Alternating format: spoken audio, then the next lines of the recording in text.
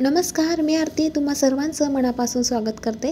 आज इथे मस्त अशी फ्लावर बटाट्याची भाजी कशी बनवायची ते पाहणार आहोत। अगदी वेगळ्या पद्धतीने, नेहमी तीच फ्लावरची भाजी खाऊन कंटाळा येतो, या पद्धतीने वेगळ्या पद्धतीने बनवूया। इथे मस्त चमचमीत फ्लावर बटाट्याची भाजी तयार होते। भाजी तीच आहे पण अगदी वेगळ्या पद्धतीने, अगदी रेस्टॉरंट स्टाईल भाजी इथे तयार होते। पाहता क्षणी खावा अशी वाटणारी घरच्या घरी धाबा स्टाईल इथे फ्लावरची भाजी तयार होते। व्हिडिओ तुम्हाला कुठेतरी आवडला तर चॅनलला सबस्क्राईब आणि एक लाईक मात्र नक्की करा। चला लगेच रेसिपीला सुरुवात करूया। इथे मी फ्लावर घेतला। हा फ्लावर मस्त बाजारातून आणला, अगदी फ्रेश फ्लावर भेटतो आता सध्या हिवाळ्यामध्ये। मस्त असा हा फ्लावर घेतला मी आणि इथे 2 बटाटे घेतले। यावरची साल काढून हा सुद्धा आपल्याला बारीक कट करून घ्यायचा आहे। इथे आधी जो नको असलेला भाग फ्लावरचा काढून टाकायचा आहे।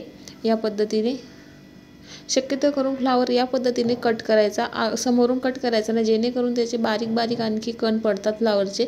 अशा पद्धतीने मोठे मोठे कट करून घ्यायचे व्हिडिओत दाखवल्याप्रमाणे। आपल्याला मस्त रेस्टॉरंट स्टाईल आपल्याला ही भाजी बनवायची आहे फ्लावरची। या पद्धतीने असे मोठे मोठे काप करून घ्यायचे, जेणेकरून भाजी अगदी दिसायला सुंदर आणि अगदी मस्त खाताना छान चव वेगळी लागते। आणि ते जो बटाटा घेतला होता त्यावरची साल काढून घेतली आणि या पद्धतीने मी थोडे मोठे कट करून घेतले। गरम पाणी करून घेतलं, त्यामध्ये मीठ घातलं।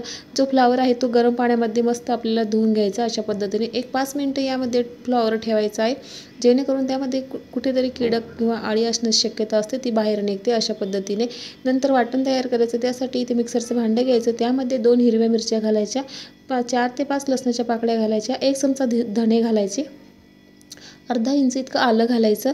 पाणी न घालता हे मिक्सरला बारीक वाटून घ्यायचं आहे। अशा पद्धतीने इथे बारीक वाटून घेतलेलं आहे। नंतर एकीकडे कढई गरम करण्यासाठी ठेवायचं।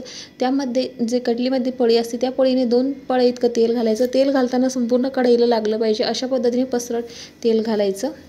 नंतर जो बटाटा घेतला तो पाण्यामध्ये धुवून घ्यायचा, पाणी निथळून घ्यायचं आणि अशा पद्धतीने तेलामध्ये सोडायचा। बटाटा थोडा फ्राय करून घ्यायचा। आधी बटाटा थोडा फ्राय करून घ्यायचा, जेणेकरून बटाटा शिजण्यास थोडे वेळ लागतो, त्यामुळे सर्वात आधी बटाटा फ्राय करून घ्यायचा। नंतर इथे मी फ्लावरचे जे मोठे काप करून घेतले ते घ्यायचे, ते तेलामध्ये सोडायचे।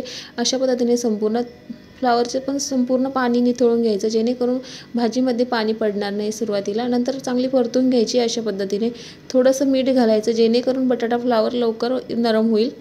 नंतर या पद्धतीने 1/2 चमचा हळद घालायची आणि परत एकदा फ्लावर बटाटा चांगला मिक्स करून घ्यायचा। फ्लावर बटाटा चांगला आपल्याला नरम करून घ्यायचा आहे। 80% तरी आपल्याला हा फ्लावर बटाटा नरम करून घ्यायचा। अशा पद्धतीने थोडी वेगळ्या पद्धतीची भाजी चवीला अप्रतिम लागते। आता हे फ्लावर बटाटा चांगला फ्राय करून घेतला, हा एका ताटामध्ये काढून घ्यायचा आहे। अशा पद्धतीने थोडासा कलर बदलला की तो ताटामध्ये काढून घ्यायचा दुसऱ्या। आता फ्लावर बटाट्याचं ताट थोडं बाजूला ठेवायचं। नंतर आपल्याला दही घ्यायचं। इथे या चमचाने मी दही घेतलं आहे। दही फ्रेश घ्यायचं, कुठे आंबट नसलं पाहिजे दही। या पद्धतीने आधी चेक करायचं, दही आंबट घ्यायचं नाही अजिबात। नंतर इथे दही चांगलं फेटून घ्यायचं अशा पद्धतीने। नंतर त्यामध्ये आपल्याला काही मसाले घालायचे। इथे 1/2 चमचा हळद घालायची। नंतर इथे 1 चमचा लाल मिरची पावडर घालायची। तुमच्याकडे आहे ते मसाले तुम्ही यामध्ये घालू शकता।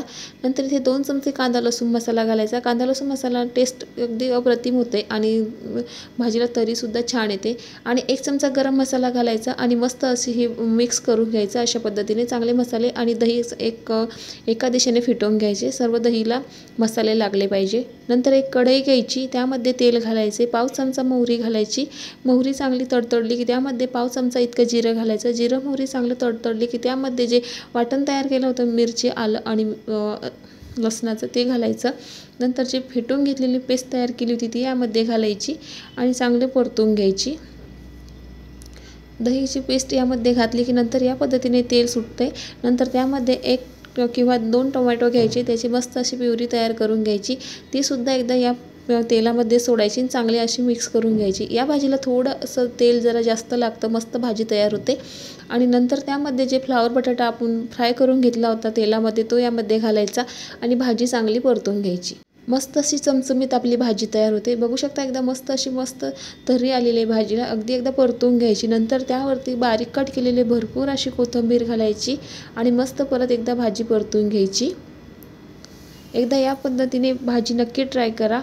आणि नंतर एक भांड्यामध्ये जे दही होतं ते लागेल ते टाकून दिल्यापेक्षा त्यामध्ये थोडंसं पाणी घाला आणि ते भाजीमध्ये ॲड करा आणि भाजी चांगली परतून घ्या।